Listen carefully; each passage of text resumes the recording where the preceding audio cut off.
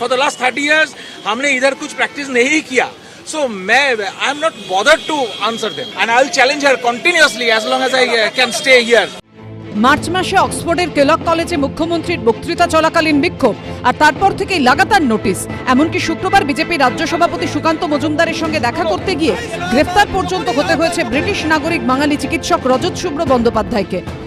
আপনার কি মনে হয় যে এই যে আপনার নিজের বাড়ির সামনে থেকে নিজের পাড়া থেকে তুলে নিয়ে যাওয়া হলো, এর কারণ যে ওই কেলক্স কলেজে আপনি যে বিক্ষোভ দেখিয়েছিলেন পোস্টার হাতে, সেই ছবি, সেই লাইভ ফিড আমরা প্রত্যেকে দেখেছি, সেইটাই এর পেছনে মূল কারণ?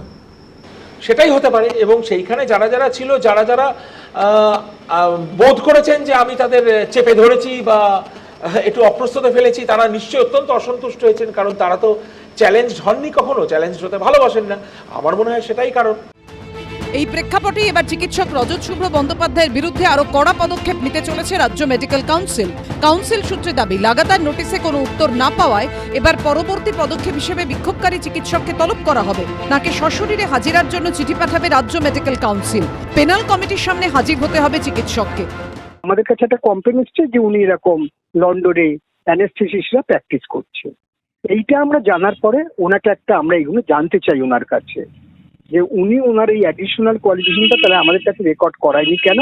তা 10 দিনে আমরা টাইম দিয়েছিলাম, এটা আমাদের এপ্রিল মাসে আমরা ওনাকে জানিয়েছিলাম, কিন্তু উনি কোনো উত্তর দেয়নি। পেনাল কমিটি আছে আমাদের, এই পেনাল কমিটিতে দেওয়া হবে, দিয়ে ওনাকে ডাকা হবে কাউন্সিলে। রাজ্য মেডিকেল কাউন্সিল সূত্রে খবর, 2022-23 সালে চিকিৎসক রজত শুভ্র বন্দ্যোপাধ্যায় তার উচ্চতর কোয়ালিফিকেশন যুক্ত করার জন্য পুনর্নবীকরণের জন্য আবেদন জানিয়েছিলেন রাজ্য মেডিকেল কাউন্সিলে।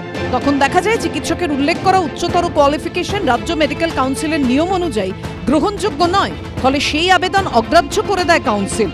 রাজ্য মেডিকেল কাউন্সিল সূত্রে খবর, এখনো রাজ্য মেডিকেল কাউন্সিলে MBBS হিসেবে নথিভুক্ত রয়েছেন ওই চিকিৎসক। তিনি যে ব্রিটেনে অ্যানাস্থেসিস্ট হিসেবে প্র্যাকটিস করছেন, সেই তথ্য রাজ্য মেডিকেল কাউন্সিলকে জানানো হয়নি। এতদিন বাদে কেন? মেডিকেল কাউন্সিলে এখন প্রায় 1 লক্ষের উপর রেজিস্ট্রেশন নাম্বার। এবার সব সময় তো সবাইকে সবভাবে দ্রুততার সঙ্গে ধরা সম্ভব বা সেই ব্যাপারটা নোটিফাইও করা সম্ভব হয় না। আমরা ভুয়ো ডাক্তারটা ধরি কি করে?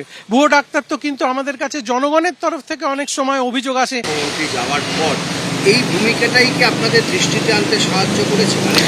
দেখুন, আমি এর বাইরে এই কেসের ব্যাপারে আর কিছু বলতে পারবো না। বাজে প্রপাগান্ডাকে চ্যালেঞ্জ করেছিলাম, আমাকে তো টার্গেট হতেই হবে।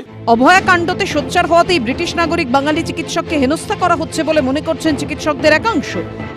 অভয়া আন্দোলনের সঙ্গে কোনো না কোনোভাবে যুক্ত ছিলেন এরকম চিকিৎসকদের মেডিকেল কাউন্সিল তাদেরকে বিভিন্নভাবে হেনস্থা করার চেষ্টা করছে। আমরা ডক্টর বন্দ্যোপাধ্যায়ের সঙ্গে আমরা নিয়মিত যোগাযোগ রাখছি। এই নিয়ে ইতিমধ্যেই শুরু হয়ে গিয়েছে রাজনীতিও।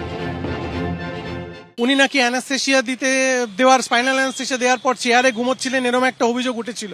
তো এই রকম চিকিৎসকদের স্বাভাবিক গন্তব্যস্থল হচ্ছে বিজেপি। সুকান্ত মজুমদারদের আজকে এতটাই দৈন্য দশা হয়েছে যে এই রকম চিকিৎসকদের সঙ্গে নিয়েও তাদেরকে রাজনীতি করতে হচ্ছে। আপনি সুকান্ত মজুমদার জেনে রাখুন, এবার আপনারা 30ও ক্রস করতে পারবেন না। আত্মপক্ষ সমর্থনের জন্য ডক্টর রজত শুভ্র নিজেই যথেষ্ট কম্পিটেন্ট, তিনি এই কাজটা নিজেই করতে পারবেন। তবে আমি যতদূর জানি তিনি এখানে কোনো প্র্যাকটিস করেন না। একটা প্রতিহিংসা পরায়ণ সরকার, এই সরকার কোনো প্রশ্ন শুনতে পারে না। বিতর্কের জল কতদূর গড়ায় সেদিকেই এখন নজর। ঝিলম করঞ্জাই, সন্দীপ সরকার ও উজ্জ্বল মুখোপাধ্যায়ের রিপোর্ট, ABP আনন্দ।